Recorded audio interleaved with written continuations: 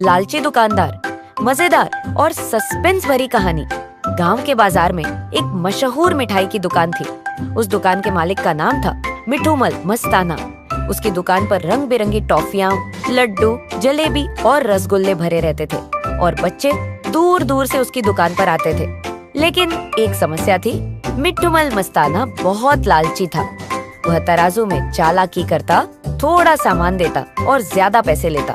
एक दिन सुबह सुबह एक छोटा लड़का दुकान पर आया जिसका नाम था चिंटू। चिंटू बोला, मिठूमल काका, मुझे किलो मिठाई चाहिए।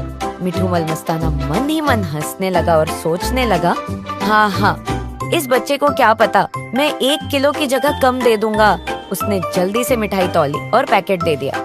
चिंटू पैकेट लेकर चला गया, लेकिन उसके चेहरे पर एक रहस्यमयी मुस्कान थी।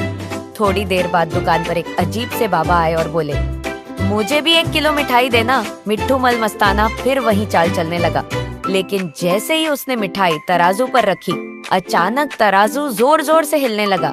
मिठूमल मस्ताना घबरा गया और बोला, अरे ये तराजू को क्या हो गया? बाबा मुस्कुराए और बोले, ये साधारण तराजू नहीं है, ये ईमानदारी पहचानने वाला जादुई तराजू है। ये सुनकर मिठूमल मस्ताना के हाथ कांपने लगे।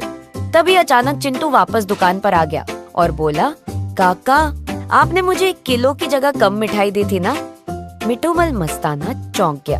तभी बाबा हंसने लगे और बोले, अरे मिठूमल, मैं कोई साधारण बाबा नहीं हूँ।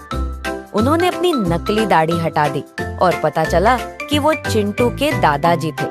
उन्होंने मिठूमल मस्ताना को सबक सिखाने के लिए जादुई तराजू का नाटक किया था।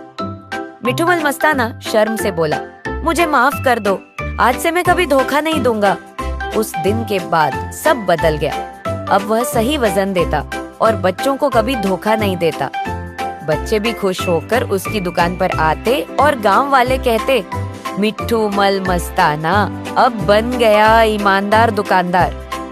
सीख ये है कि लालच करने वाला देर सवेर पकड़ा ही जाता है, लेकिन ईमानदारी हमेशा जीतती है।